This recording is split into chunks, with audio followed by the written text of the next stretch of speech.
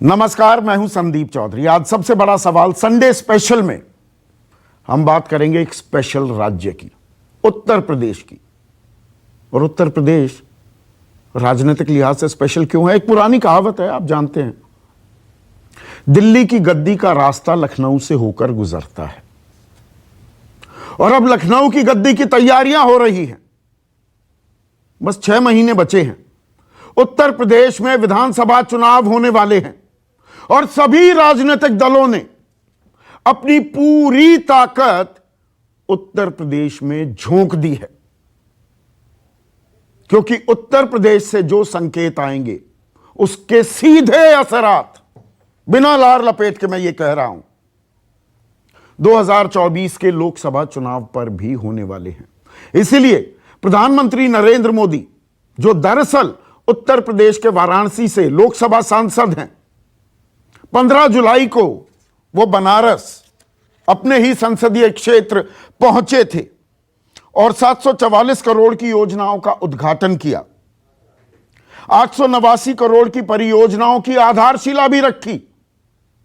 और जिस मुश्किल वक्त में, कोरोना काल में, संक्रमण, संकट, आफत, आपदा काल में हम 1.25 साल से जी रहे हैं, उसमें उत्तर प्रदेश की तैयारियों को उन्होंने अभूतपूर्व बताया। अभूतपूर्व। कोरोना से निपटने के लिए कमाल की तैयारियां की गई, यह उन्होंने कहा। आज बारी थी देश के गृह मंत्री अमित शाह की। अमित शाह उत्तर प्रदेश में थे, वाराणसी का दौरा किया, मिर्जापुर भी गए। और यहां पर जो लगातार आजकल विज्ञापन बहुत चल रहे हैं, उत्तर प्रदेश सरकार की ओर से आपने विज्ञापन देखे होंगे, उत्तर प्रदेश नंबर 1 है। तो नंबर 1 की ताल ठोकी जा रही है। आंकड़ा बताया गया कि उत्तर प्रदेश ने 4 साल में अपनी अर्थव्यवस्था दोगुनी कर दी है। 11 लाख करोड़ से 22 लाख करोड़ तक पहुंच गई है उत्तर प्रदेश की अर्थव्यवस्था। योजनाओं का, जो जन कल्याणकारी योजनाएं हैं योगी सरकार की, उनका सीधा फायदा गरीबों तक पहुंच रहा है। हर क्षेत्र में उत्तर प्रदेश देश की अगुवाई कर रहा है। यह ताल ठोकी गृह मंत्री अमित शाह ने। और अभी हाल फिलहाल में जो केंद्रीय कैबिनेट में विस्तार और फेरबदल हुआ था, उसमें से 7 सांसद उत्तर प्रदेश से मंत्री बनाए गए। इनमें से 6 ओबीसी थे, अदर बैकवर्ड कास्ट के।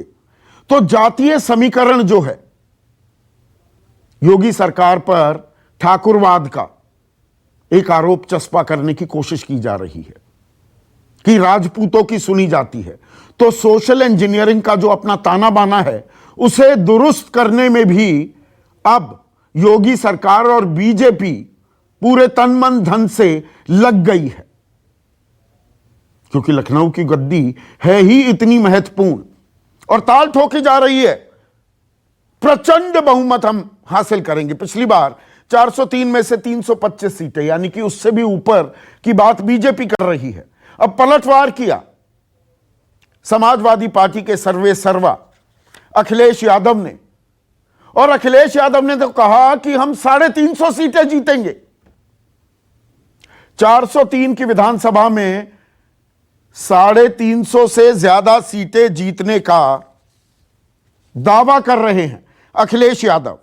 और कहा कि बीजेपी के पास तो काम गिनाने के लिए एक भी काम नहीं है, और झूठा प्रचार प्रसार और नफरत फैलाने का काम कर रही है बीजेपी, इसके अलावा कुछ नहीं। बीजेपी कार्यकर्ताओं को ई रावण तक कहा। अब बीजेपी इस पर आपत्ति करेगी कि ये ई रावण देश को बांटने में, सोशल मीडिया के जरिए देश को बांटने में लगा दिए हैं।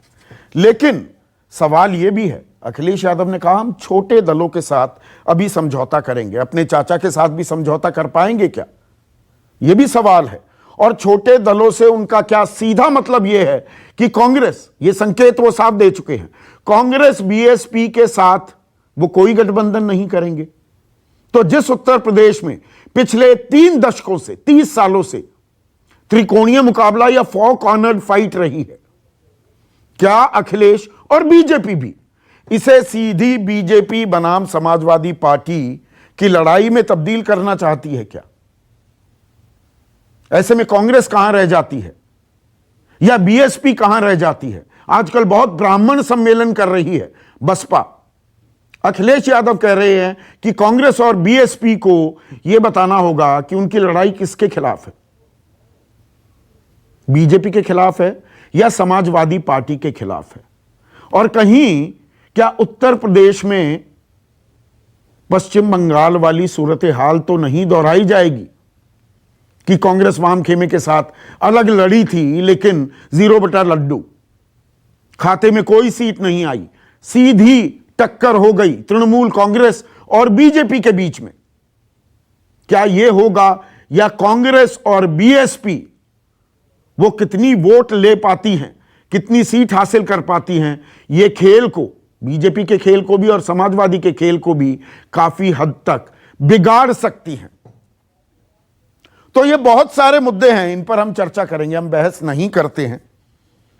और आज का सबसे बड़ा सवाल, यूपी में मैदान तैयार, कौन करेगा 350 पार, या ये दम भरा जाता है चुनाव से पहले? और 2022 में विकास पर चुनाव या जाति धर्म पर? ब्राह्मण सम्मेलन हो रहे हैं, अभी राम मंदिर की बात भी हो जाएगी, तेजी से काम हो रहा है। आज कहा गृह मंत्री अमित शाह ने जातियों को बांटने, उनको साधने का काम भी शुरू हो चुका है। चर्चा में मेरे साथ बीजेपी की राष्ट्रीय प्रवक्ता संजू वर्मा, कांग्रेस के राष्ट्रीय प्रवक्ता अखिलेश प्रताप सिंह, समाजवादी पार्टी के राष्ट्रीय प्रवक्ता सुनील साजन, बीएसपी के समर्थक प्रोफेसर सतीश प्रकाश और जाने माने राजनीतिक विश्लेषक और उत्तर प्रदेश से ही ताल्लुक रखते हैं, ये कुछ लोगों को पता नहीं है तो ये जानकारी भी दे दूं, अभय दुबे हमारे साथ हैं। तो संजू, प्रधानमंत्री की माने और गृह मंत्री अमित शाह की माने और जो विज्ञापन चल रहे हैं, उत्तर प्रदेश तो नंबर 1 हो गया है पिछले 4.5 साल में, राम राज्य आ गया है उत्तर प्रदेश में। संदीप जी, विज्ञापनों से परे हटकर यदि मूल मुद्दे पर बात करें तो इसमें कोई दो राय नहीं है कि चाहे आप जीएसडीपी की बात करें या ईज ऑफ डूइंग बिजनेस की बात करें, उत्तर प्रदेश की रैंकिंग्स में जो बढ़ोतरी देखी गई है पिछले 4.5 सालों में, वो प्रशंसनीय है। और मुझे लगता है कि जनता जनार्दन बहुत जागरूक है।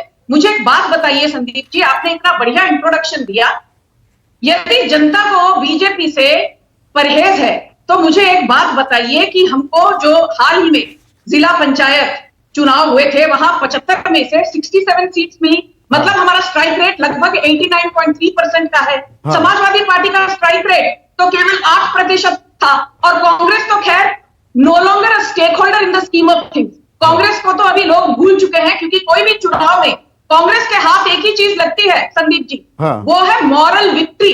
हाँ। तो कांग्रेस अपनी मॉरल विक्ट्री की ट्रॉफियां बटोरती रहे, हमें कोई आपत्ति नहीं। नहीं, आपने एक अच्छी बात कही, 1 मिनट के लिए संजू फिर जारी रखिएगा अपनी बात। आपने ये जिला पंचायत अध्यक्ष के चुनाव का जिक्र किया, मैं यहां पर ये सिर्फ देखिए, अतीत ना हमें बहुत कुछ सिखाता है। 2016 में जब ये पंचायती चुनाव हुए थे तो 75 जिला पंचायत अध्यक्षों में से समाजवादी पार्टी के खाते में 61 सीटें गई थी, 61, और 30 के करीब तो निर्विरोध थे। और एक मैं हरियाणा का भी उदाहरण दूंगा, 2015 में भूपेंद्र सिंह हुड्डा वो मुख्यमंत्री थे, आपकी 4 सीटें थी विधानसभा में, और तमाम हरियाणा रोडवेज की बसों पे हरियाणा नंबर 1 चला था। बीजेपी 4 से 47 सीटें लेकर सरकार बना गई थी। अतीत से थोड़ा हमें सीखना चाहिए। नहीं संदीप जी, ये बहुत आपने अच्छा पॉइंट रेज किया, और मैं एक सटीक जवाब दूंगी without shoving things under the carpet, क्योंकि मुझे गोल गोल बातें करना आता नहीं है। सीधी सी बात यह है कि जब आप बीजेपी की तुलना समाजवादी पार्टी के साथ करते हैं तो मुझे लगता है ये बीजेपी के साथ अन्याय है, क्योंकि बीजेपी कोई एक चुनाव के आधार पर डंके की चोट पर नहीं कह रही कि हम पिछले चुनाव के मुकाबले इस बार और भी ज्यादा भारी बहुमत से जीत हासिल करेंगे। क्योंकि एक बात बताइए मुझे संदीप जी कि आप 2019 के लोकसभा चुनाव देखिए, 2017 के विधानसभा उत्तर प्रदेश के चुनावों पर तो हम चर्चा करेंगे ही, आप भी उस पर चर्चा जरूर करेंगे। 2019 के चुनाव में कांग्रेस एक ही सीट जीती थी, वो था रायबरेली से।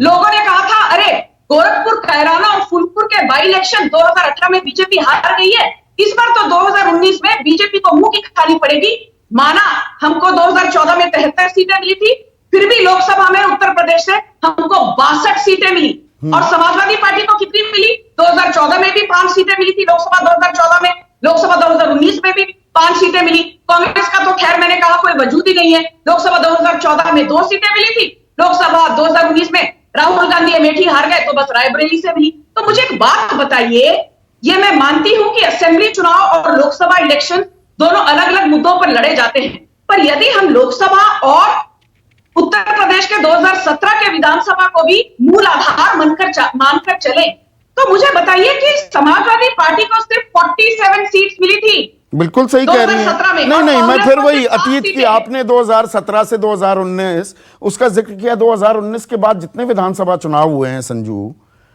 हरियाणा का ही, हरियाणा में चुनाव हुए जी, अब की बार 75 पार, सीटें आई 40। खुद अपने बल पर सरकार नहीं बना पाए। आप महाराष्ट्र को तो मुझसे बेहतर जानती हैं, वहां इकलौते दम पर लड़े पर आप सरकार नहीं बना पाए। 65 पार का नारा दिया झारखंड में, वहां पर 25 सीटें रह गई। फिर 200 पार का नारा दिया पश्चिम बंगाल में, 75 सीटों पर आए। आपने अपनी सीटें बढ़ाई, इसमें कोई शक नहीं। तो इस बार मतलब देखिए, आपने बिल्कुल सही कहा कि लोकसभा चुनाव विधानसभा चुनाव अलग होते हैं, पर इस बार बहुत अहम हो गए हैं उत्तर प्रदेश के चुनाव, इसे तो नहीं नकारेंगी। नहीं संदीप जी, एक मिनट, सॉरी आपको टोक रही हूँ। आंकड़ों की जानकारी आप भी बहुत भली भांति रखते हैं। मैं एक चीज कहना चाहती हूँ कि बीजेपी ने बेंचमार्क इतना ऊपर रखा है, we have set the bar so high. मुझे एक चीज बताइए संदीप जी, कोई भी पत्रकार, यदि ये कांग्रेस होती कि 2016 में जब बंगाल में बीजेपी को 3 सीटें मिली थी और इस बार हमको 77 मिली, विच इज ऑलमोस्ट 2500%, 2467% का इंक्रीज था। यदि ये कांग्रेस या कोई और पार्टी होती तो लोग वाहवाही करते थकते नहीं, अरे वाह देखिए लगभग 250% की बढ़ोतरी मिली है। पर क्योंकि ये बीजेपी है, लोग ये कहते हैं अरे भाई आप तो तृणमूल को हटा नहीं पाए। क्या ममता बनर्जी को बंगाल के बाहर कोई जानता है? क्या केसीआर को कोई तेलंगाना के बाहर जानता है? क्या अखिलेश यादव को लोग उत्तर प्रदेश के पर लोग प्रधानमंत्री मोदी और गृह मंत्री अमित शाह को जानते थे, तब भी 75 आई। के बाहर जानता है? नहीं, आप बीच में टोके मत। क्या मायावती को उत्तर प्रदेश के बाहर कोई जानता? आपने एक बात कही ब्राह्मण सम्मेलनों की, आज समाजवादी पार्टी प्रबुद्धा सम्मेलन में लगी है, मायावती ब्राह्मण सम्मेलनों में लगी है, पर किसी को यह बात भूली नहीं है कि 2007 में मायावती ने कौन सा नारा लगाया था? आप तो मुझसे ज्यादा जानकारी रखते हैं। ब्राह्मणों के खिलाफ उन्होंने क्या कहा था, बताइए। आप बोलिए ना, आप बोलिए। आपको क्यों, आपको लग रहा है कि जातिवाद टिप्पणी का आरोप अरे तिलक तराजू और तलवार, इनको मारो जूते चार, तलवार इनको मारिए जूते चार। बिल्कुल, तिलक तराजू और तलवार इनको मारिए जूते चार। हाँ। आज वही मायावती कहती हैं मैं तो ब्राह्मणों के समर्थन के लिए पुराना ढंकीना कर रही हूं। याद रखिए, जनता की याददाश्त इतनी कच्ची नहीं है। ब्राह्मणों को आपने नारा सही दिया संजू, सड़कें चाहिए। एक मिनट, नारा आपने सही बताया। ये नारा पर 2007 में नहीं, 2007 में तो ब्राह्मणों को साथ ले लिया था, तभी सत्ता में आई थी मायावती। ये नारा 90 के दशक का है, वो थोड़ा सा आप सालों में 1990 के दशक का मैं मान लेती हूं। हाँ बिल्कुल था नारा। अच्छा, पर एक चीज बताइए, तो विकास में ये तो मानते हैं आप? बिल्कुल मानता हूं, तो लगाया था उनके, बिल्कुल लगाया था, बिल्कुल दुरुस्त फरमाया। तो उत्तर प्रदेश जो नंबर 1 है, एक मिनट, और अभूतपूर्व नहीं बीच में नहीं अखिलेश बाबू, अभी बारी संजू की है, एक एक करके। बीच में वो मजा नहीं आता, आग चलाऊं नीचे, तलवारें आए और ये हो वो हो, हम नहीं करते वो यहीं आराम से शालीनता से सारी बात हो सकती है। अभूतपूर्व काम प्रबंध किए गए कोरोना में, मतलब उत्तर प्रदेश नंबर 1 है। तो संतोष गंगवार मंत्री भी थे, अब तो हटा दिए गए। सत्यदेव पचौरी सांसद कानपुर से, कौशल किशोर सांसद मोहनलाल गंज से, ब्रजेश पाठक आपके कानून मंत्री हैं उत्तर प्रदेश में, हरीश द्विवेदी, दीनानाथ भास्कर, ये तमाम लोगों ने कहा कि अरे कुछ भी नहीं हो रहा, हम तो फोन करते रह गए, लोग तड़पते रह गए। आगरा के आपके एमएलए, उनकी बीवी अस्पताल के बाहर रही, 3 घंटे फोन करना पड़ा तब जाकर भर्ती हो पाई।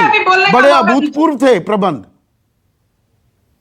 संदीप जी, मुझे बहुत खुशी हुई कि आपने कोरोना महामारी के दौरान उत्तर प्रदेश ने क्या काम किया ये पॉइंट को उठाया है, क्योंकि जनता के बीच में बहुत ही भ्रम फैलाया गया। मुझे एक बात बताइए, उत्तर प्रदेश की जनसंख्या कितनी है? लगभग 24 करोड़।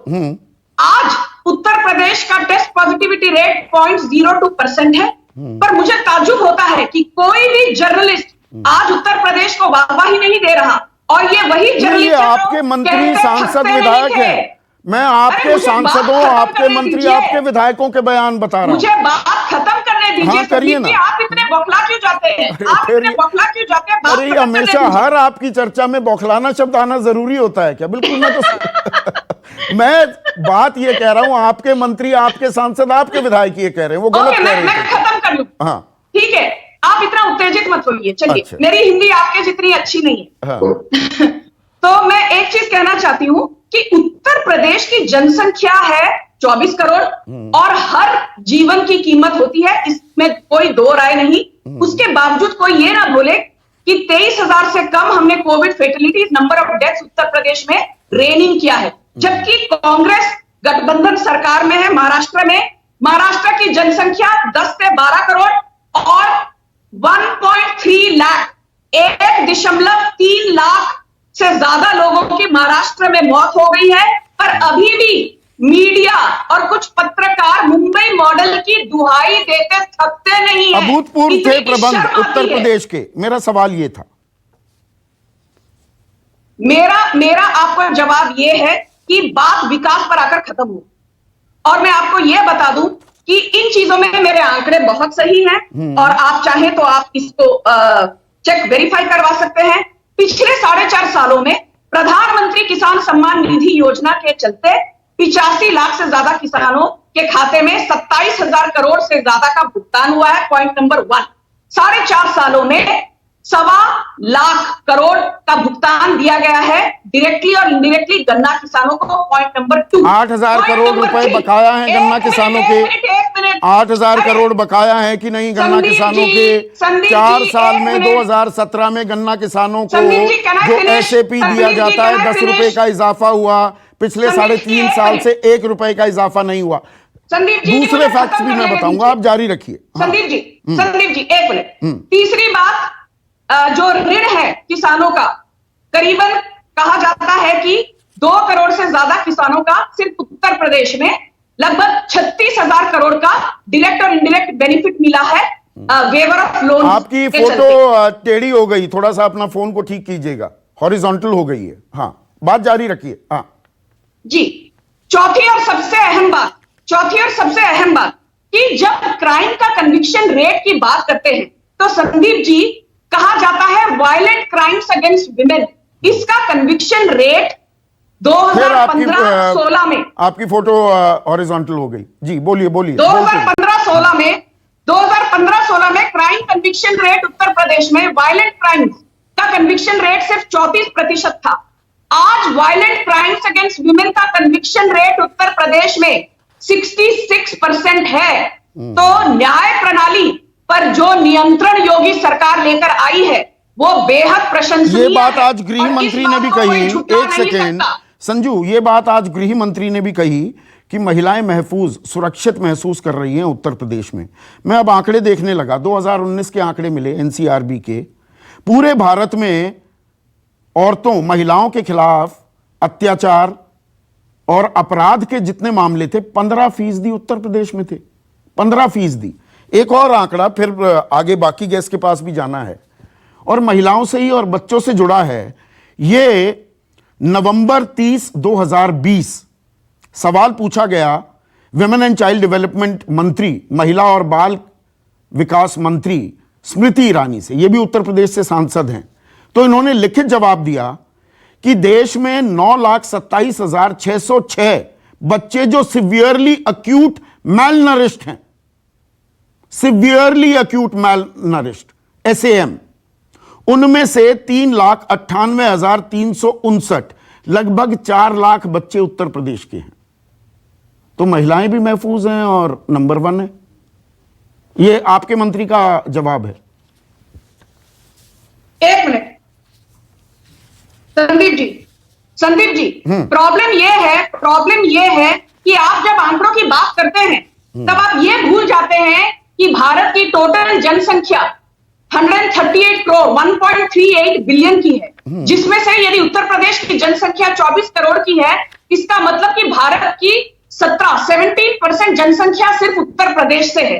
तो कभी भी जब हम क्राइम की कन्विक्शन रेट की बात करते हैं, हमको परसेंटेज और एब्सोल्यूट दोनों नंबर्स की हमको परफॉर्मेंस रिव्यू देखनी पड़ेगी सरकार की परफॉर्मेंस रिव्यू करते वक्त। मैं सिर्फ एक चीज कहना चाहती हूं कि अखिलेश यादव के जमाने में एक मिनट अखिलेश यादव के जमाने में आजम खान की जो भैंसे हैं उनको ज्यादा वजूद दिया जाता था। और बुंदेलखंड में जब एक मां और बेटी का सामूहिक बलात्कार हुआ, बुंदेलखंड की पुलिस ने तो 6 से 7 घंटे सिर्फ FIR दर्ज कराने में लगा दी। आपने तो बलात्कारी को MLA बना दिया, कुलदीप सेंगर को। हाथरस में क्या हुआ? नहीं है।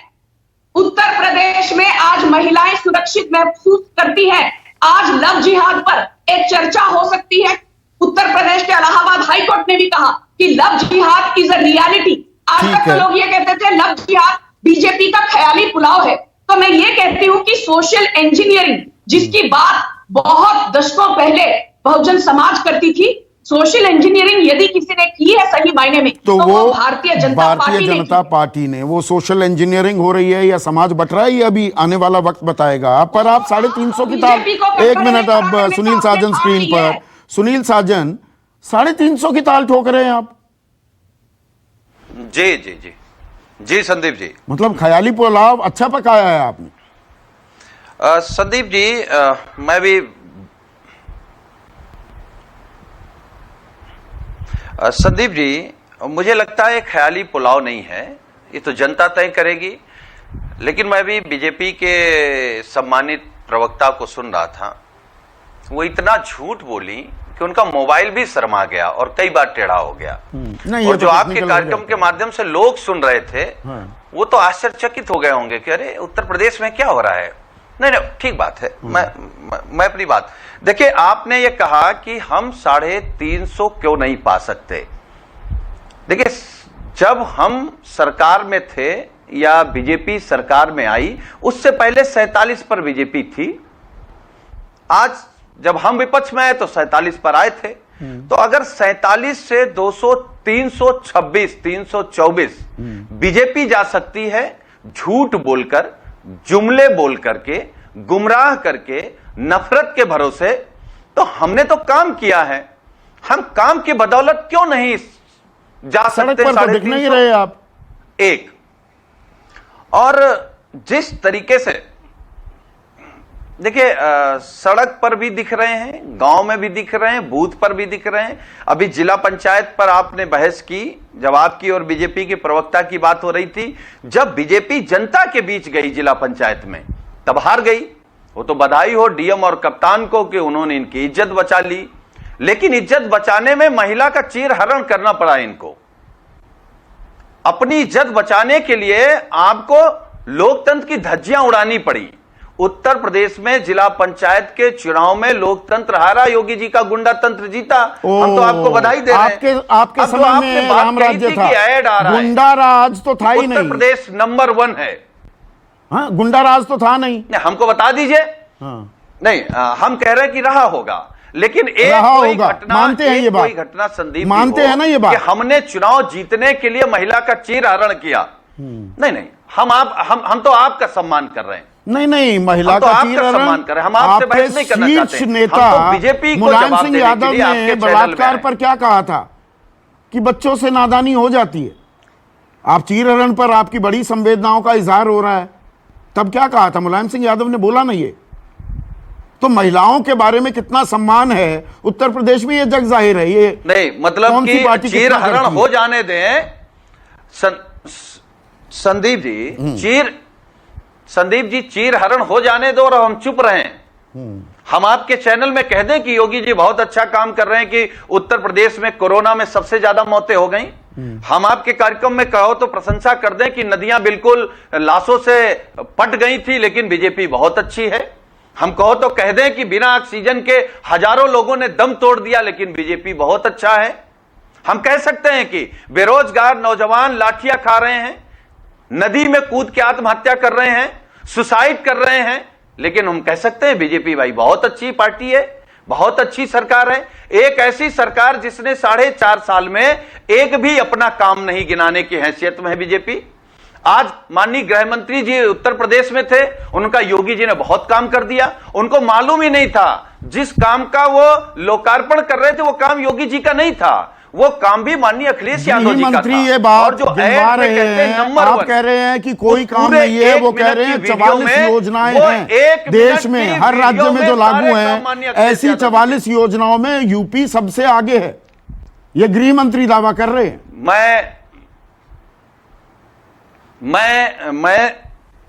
मैं संदीप जी आपके चैनल में कह रहा हूं कि गृह मंत्री बहुत बड़ा झूठ बोल रहे हैं, और मैं तो आपकी डिबेट के माध्यम से पूछना चाहता हूं, योगी जी ने जिस दिन शपथ ली और आज के दिन उनका कौन सा एक काम है जो उन्होंने शुरू किया और खत्म कर दिया हो या पूरा हो गया हो, कोई बता दे। हम तो पूछ रहे हैं, हम तो कहते हैं कि आप डेवलपमेंट पे बहस करो ना, आप अपने संकल्प पत्र पे बहस करो।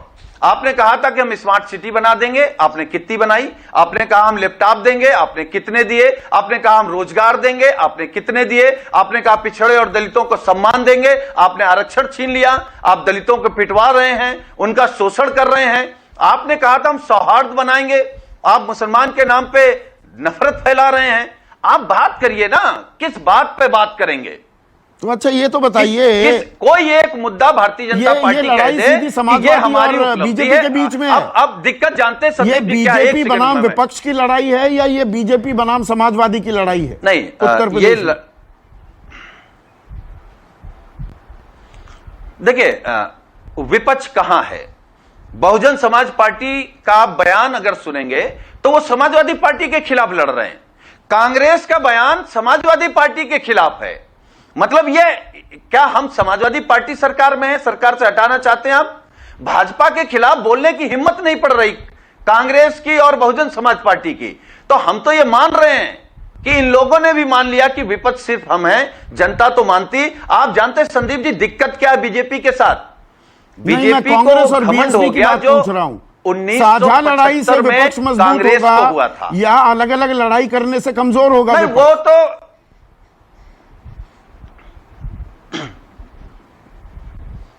देखिए संदीप जी, हम केवल ये कह सकते हैं कि समाजवादी पार्टी छोटे दलों के साथ मिलकर के उत्तर प्रदेश से भारतीय जनता पार्टी का सुपड़ा साफ करने जा रहे हैं।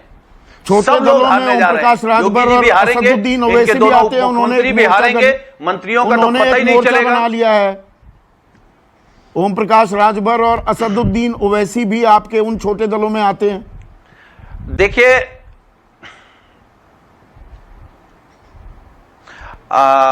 मुझे लगता है कि जिन पार्टियों को डॉक्टर लोहिया, डॉक्टर अंबेडकर, पिछड़े दलितों, वंचितों और किसानों की चिंता है, सीधा आयाना में जवाब क्यों नहीं दे रहे? राजनीति नहीं करते, धर्म की राजनीति नहीं करते, ओवैसी के साथ उनके हम गठबंधन करेंगे नहीं करेंगे? सीधा सवाल है बिल्कुल। देखिए संदीप जी, हम उस किसी व्यक्ति के साथ गठबंधन नहीं करेंगे जो जाति और मजहब के नाम पर राजनीति करता हो। असदुद्दीन ओवैसी जाति और मजहब के नाम पर राजनीति करते हैं क्या? आपका क्या है नजरिया उनके बारे में? आप उनके भाषण देख लीजिए। तो मतलब कोई असदुद्दीन ओवैसी के साथ कोई गठबंधन नहीं होगा? सीधा बोलिए ना, बिना लार लपेट के। हमारे साथ रहेगा, कौन साथ नहीं रहेगा, ये नहीं, ये राष्ट्रीय अध्यक्ष जी का फैसला है। राष्ट्रीय अध्यक्ष जी फैसला क्या करेंगे, पार्टी फैसला क्या करेगी, उस पर हम अभी से कैसे डिसीजन दे सकते हैं? और चाचा आ रहे हैं, गठबंधन हो जाएगा तो हम आपसे बात करेंगे, नहीं होगा प्रगतिशील समाजवादी पार्टी का विलय होगा समाजवादी पार्टी में। शिवपाल यादव आ रहे हैं कि नहीं आ रहे हैं? अब ये यहीं पे चटका हुआ है ना। वो कह रहे हैं मैं अलग लड़ूंगा, आपको डर है बीजेपी के साथ सेटिंग ना कर लें, आप कह रहे हैं विलय करो। गलत तो नहीं बोल रहा मैं?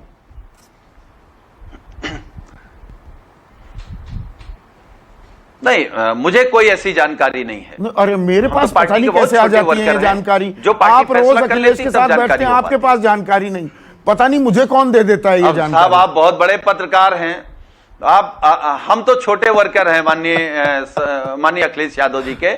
हम समाजवादी पार्टी के बहुत छोटे वर्कर हैं। अखिलेश प्रताप सिंह आपके पास कहां से आती मुझे नहीं। अखिलेश प्रताप सिंह, क्या ये लड़ाई समाजवादी बनाम बीजेपी होती जा रही है? आप कहां हैं? संदीप जी, आप खुद उत्तर प्रदेश की राजनीति को पिछले बहुत दिनों से चर्चा कर रहे हैं, बहस कर रहे हैं, कई बार किया। पिछले 3 वर्षों में उत्तर प्रदेश में सड़क पे बीजेपी के खिलाफ कौन उतरा है? ये क्या हमें बताने की आवश्यकता है क्या कि कांग्रेस के अलावा कोई और दल नहीं उतरा? 10,000 मुकदमे कांग्रेस जनों पे हुए हैं। प्रियंका गांधी पे 4-5 मुकदमे हुए हैं, वो अरेस्ट हुई हैं, डिटेन हुई हैं, अंडर कस्टडी रखी गई हैं। राहुल गांधी पे मुकदमे हुए हैं और हर महीने में 2-3 बार, चाहे महंगाई का हो, चाहे नौकरी का हो, चाहे बच्चियों पे दुराचार का हो, चाहे नौजवानों पर लाठीचार्ज का हो, चाहे मछुआरों पे हो लाठीचार्ज का, जो भी समस्याएं जनता की रही हैं उस पर कांग्रेस पार्टी लड़ी है। मैं बार बार कहता हूं, फिर कह दे रहा हूं, ये पिछले 32 वर्षों में हर पार्टी को इस प्रदेश की जनता ने जनादेश दिया, सरकार बनाने का अवसर दिया है। ये सारे लोग टेस्टेड और रिजेक्टेड हैं। प्रदेश की जनता सिर्फ कांग्रेस पार्टी में इंटरेस्टेड है, यही भावना है। 403 उम्मीदवार हैं आपके पास हैं 403 उम्मीदवार। आपसे ले लेंगे, कम पड़ेंगे तो चिंता मत करिए। चेहरा कौन है? चिंता मत करिए। चेहरा कौन है? अखिलेश बाबू, चेहरा कौन है? बीजेपी का चेहरा योगी, समाजवादी पार्टी का चेहरा अखिलेश, बीएसपी का चेहरा मायावती, कांग्रेस का चेहरा कौन है?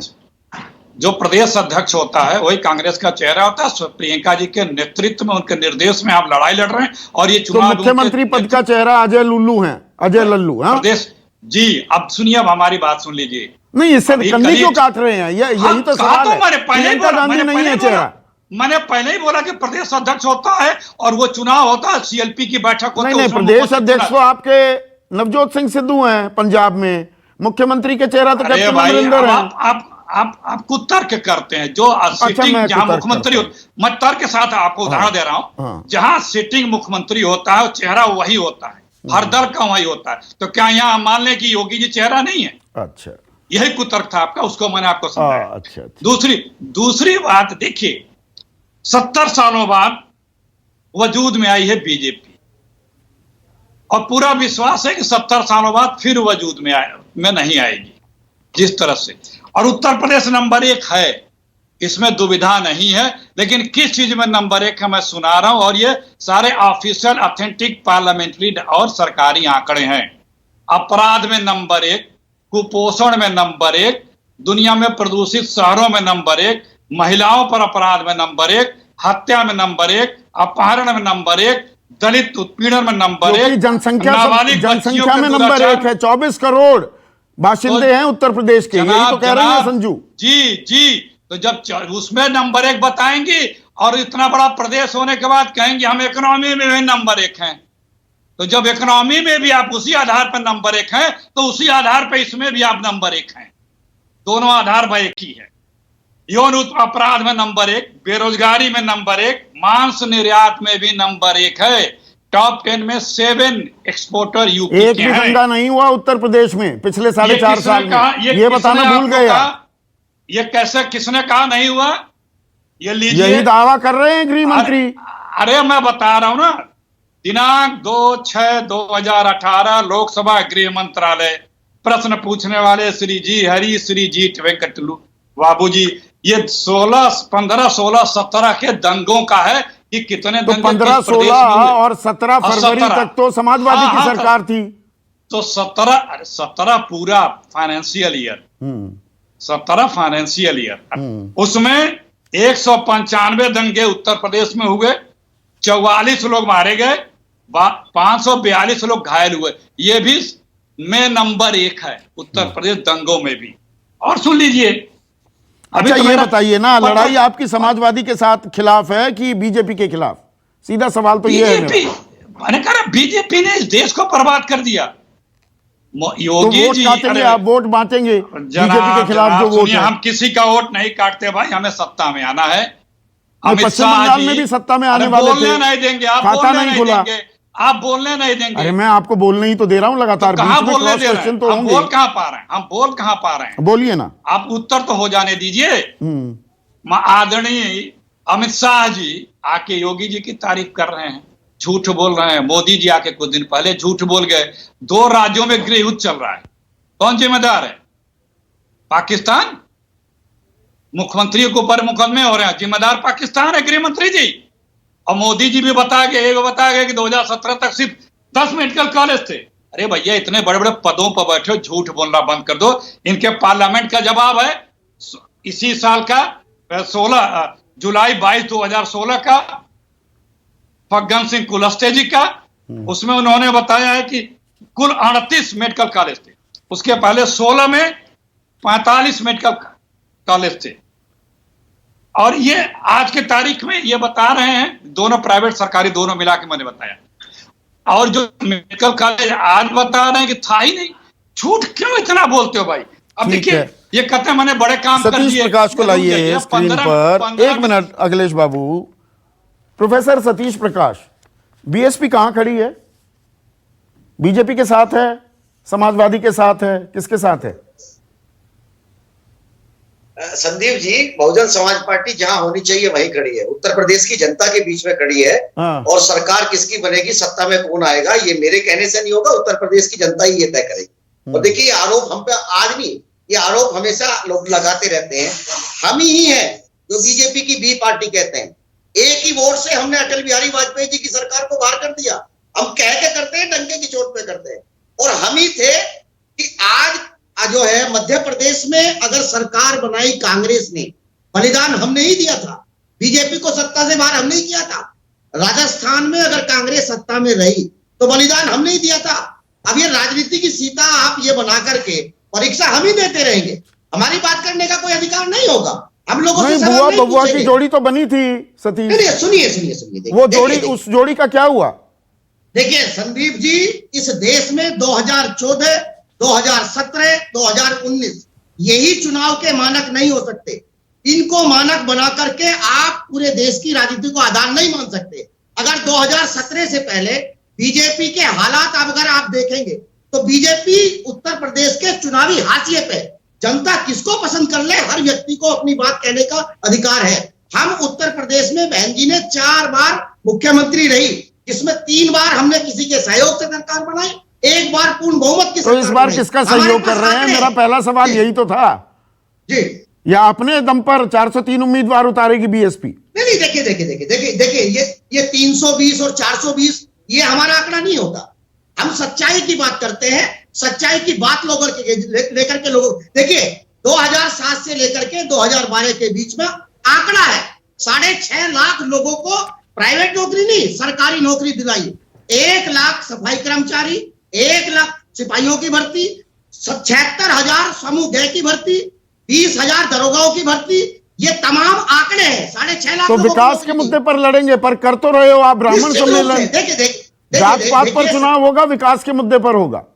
देखिए संदीप जी, जब आप हर क्षेत्र में जात को स्वीकार कर रहे हैं, अब मेरे पास तो ये राइट नहीं है ना, जात के खिलाफ मैं नहीं बोल सकता। मैं जाति से पीड़ित व्यक्ति हूं, तो मैं जातिवाद के खिलाफ नहीं बोल सकता। हाँ, जातिवाद क्यों नहीं बोल सकते? बोलूंगा तो मैं जातिवादी हो जाऊंगा। सुनिए, जात टूट जाएगी, सब बराबर होंगे। नहीं, देखिए संदीप जी, बहुजन समाज पार्टी एक राजनीतिक दल के साथ साथ एक सामाजिक मिशन भी है। कोई भी व्यक्ति जो सामाजिक रूप से पीड़ित होगा, कोई भी व्यक्ति। अच्छा, ब्राह्मण बहुत पीड़ित है आजकल, ठाकुरों से ब्राह्मण बहुत पीड़ित है। नहीं, सुनिए, बिल्कुल। वो देखिए, उत्तर प्रदेश में ब्राह्मण समाज के जो हालात हैं, योगी जी ने एक जाति विशेष को आगे बढ़ाने के लिए चुन के ब्राह्मण समाज के लोगों के साथ जो अत्याचार करा है, उत्तर प्रदेश का प्रमुख विपक्षी दल होने के नाते ये हमारा नैतिक जिम्मेदारी है। हम बाबा साहब के अनुयायी हैं और नैतिकता हमको रोज सिखाई जाती है। वही नैतिकता हमको आज मजबूर करती है कि अगर उत्तर प्रदेश का कोई राजनीति में नैतिकता शब्द ये अपने आप में एक विरोधाभास नहीं लगता? अभय कुमार दुबे नैतिकता की सब दुहाई देते हैं, ये मुझे बड़ा दिलचस्प लगता है जब नैतिकता की बात होती है। पर ये जो समीकरण बन रहे हैं उत्तर प्रदेश में, ये काफी दिलचस्प होता जा रहा है और 2024 की लड़ाई दरअसल तय उत्तर प्रदेश में काफी हद तक हो जाएगी। क्या ये कहना जल्दबाजी होगी? नहीं नहीं, आप बिल्कुल ठीक कह रहे हैं। पश्चिम बंगाल में भारतीय जनता पार्टी की पराजय के बाद उत्तर प्रदेश का चुनाव और भी ज्यादा महत्वपूर्ण हो गया है। पहले भी महत्वपूर्ण था, लेकिन अब बहुत महत्वपूर्ण हो गया है। अगर भाजपा किसी तरह उत्तर प्रदेश में फिसलती है तो मोदी जी का दिल्ली में जुलूस निकल जाएगा 2024 के चुनाव में, बहुत मुश्किल हो जाएगी उनके लिए। अब मैं आज दूसरी बात पे आता हूं। भारतीय जनता पार्टी के पास पिछले चुनाव में एक बहुत जबरदस्त सामाजिक गठजोड़ था। एक ऐसा सामाजिक गठजोड़ था जिसमें अति पिछड़ी, अति दलित और ऊंची जातियों की पार्टियों ने मिलकर भारतीय जनता पार्टी को विधानसभा चुनाव में 40% के आसपास वोट दिलवाए थे। इतने वोटों की सरकार बनाने के लिए जरूरत नहीं होती है। 300 सवा 300 करीब सीटें दिलवाई थी। इतनी सीटों की भी जरूरत नहीं होती है। तो भाजपा ने राजनीति में चुनाव जीतने का, वोट हासिल करने का और सीटें हासिल करने का जो अपना थ्रेशोल्ड है उत्तर प्रदेश की राजनीति में, वो काफी बढ़ा दिया था। अब उस थ्रेशोल्ड को या तो भाजपा उस थ्रेशोल्ड से बहुत नीचे आए, या समाजवादी पार्टी या बहुजन समाज पार्टी उस थ्रेशोल्ड के ऊपर जाए। देखिए, जब 2007 में बसपा ने सरकार बनाई तो उस वक्त उसे 29 या 30% के बीच में वोट मिले थे और 200 सवा 200 करीब सीटें थी। इसी तरह जब 2012 में अखिलेश जी ने सरकार बनाई तब भी उन्हें इतने ही इसी के प्रतिशत आसपास वोट और इसी के आसपास जो है वो सीटें प्राप्त हुई थी। लेकिन भाजपा ने सरकार बनाई वो इससे काफी आगे थी। तो अब इन लोगों को भाजपा को हराने के लिए या तो उसको नीचे खींच के लाना पड़ेगा या खुद को ऊपर ले जाना पड़ेगा। दोनों एक ही बात है। संगठन में वो मजबूती, सड़क पर उतरने की वो मेहनत, वो दिखाई दे रही है आपको विपक्ष में, या बीजेपी ये जान रही है? बीजेपी 24/7 इलेक्शन मशीन की तरह काम करती है और सारे घोड़े खोल देती है। जो खोल दिए उन्होंने अभी अर्ली स्टार्ट ले लिया है। क्या का जो सामाजिक गठजोड़, एक मिनट संजू, सबको वक्त मिलेगा आपको। मैंने 15 मिनट का लगातार अनइंटरप्टेड वक्त दिया था। अब दुबे स्क्रीन पर। भाजपा का जो सामाजिक गठजोड़ है, जिसने 2014 में, 2017 में और 2019 में भाजपा को बहुत अच्छे चुनावी परिणाम निकालने में मदद की, इस वक्त संकट में पड़ा हुआ है। किसान आंदोलन के कारण जो सामाजिक गठजोड़ का बहुत महत्वपूर्ण हिस्सा था पश्चिमी उत्तर प्रदेश में, वो क्षुब्ध है। इसी तरीके से ब्राह्मण वोट जो भाजपा के लिए फिक्स हुआ करता था, अब फ्लोटिंग हो गया है। खुद भाजपा के भीतर भी इस तरह की अनुभूतियां हैं कि ब्राह्मण वोट अब पहले की तरह गारंटी नहीं है कि हमें मिल जाएगा। अभी भी ब्राह्मण जो है मानसिक रूप से भाजपा के साथ लगता है, लेकिन वो भी एक दूसरा ध्रुव तलाश रहा है। नहीं, विकल्प के तौर पर आ रही है क्या?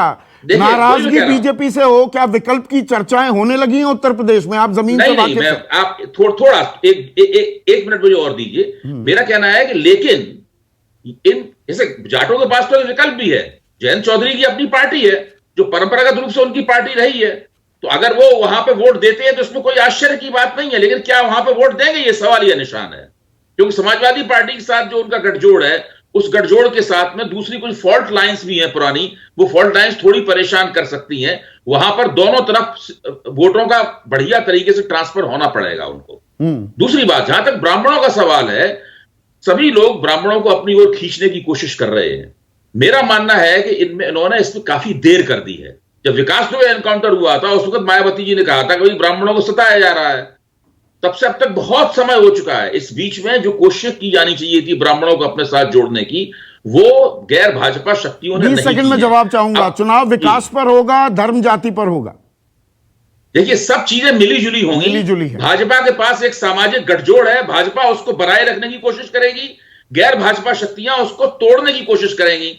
यही होगा, यही टक्कर उत्तर प्रदेश में दिखाई पर अर्ली अभी एडवांटेज जो संजू आप कुछ कहना चाह रही थी, अभी बीजेपी के पास है। विपक्ष को वो क्या एकता, क्या चेहरा दिखाता है, या ये दरअसल बीजेपी समाजवादी की ही लड़ाई होती है, उससे मुद्दे और वोटर का मानस भी और पुख्ता होगा? संजू कुछ कहना चाह रही थी। Thank you Sandeep ji. मैं एक चीज स्पष्टता से ये बोलना चाहती हूँ कि मुझे ताज्जुब हो रहा है कि समाजवादी पार्टी और कांग्रेस के प्रवक्ता जो कहते हैं ना, मुंगेरी लाल के हसीन सपने देख रहे हैं। खैर हसीन सपने देखना और ख्याली पुलाव बनाना ये इनकी फितरत में है। मैं एक चीज कह दूं कि जो अभय दुबे जी ने कहा ये सही है कि एक सामाजिक गठबंधन, एक सामाजिक समीकरण, इक्वेशन बहुत जरूरी होता है हर इलेक्शन में, हर चुनाव में, खासकर जब बात उत्तर प्रदेश की हो।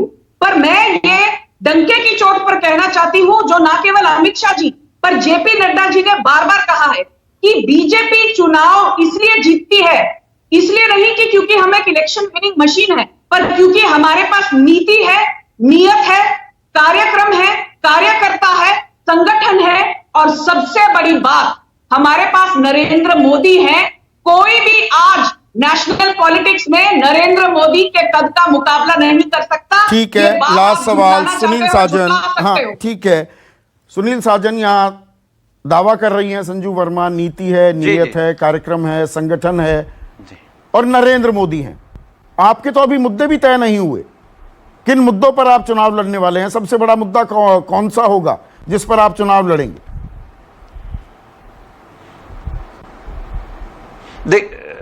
देखिए संदीप जी, जो बीजेपी की प्रवक्ता कह रही है, ये वही घमंड है जो 1975 और 77 में कांग्रेस का था कि इंदिरा ही इंडिया है और इंडिया ही इंदिरा है। लेकिन क्या हुआ 77 में? हमसे बेहतर आप जानते हैं, कांग्रेस भी हारी और इंदिरा जी भी हारी, और वही हश्र भारतीय जनता पार्टी का होगा। जहां तक मुद्दे की बात है, समाजवादी पार्टी डेवलपमेंट को लेकर के चुनाव के बीच जाएगी जनता के बीच कि किसान की मदद कैसे हो, नौजवानों को लैपटॉप कैसे मिले, अस्पताल के अच्छे इंतजाम कैसे हो, लंबी फेहरिस्त होगी। सबसे बड़ा मुद्दा क्या है? किस मुद्दे पर चुनाव में उतरेंगे आप? तेजस्वी यादव बेरोजगारी को लेकर उतरे थे, आपका मुद्दा क्या है?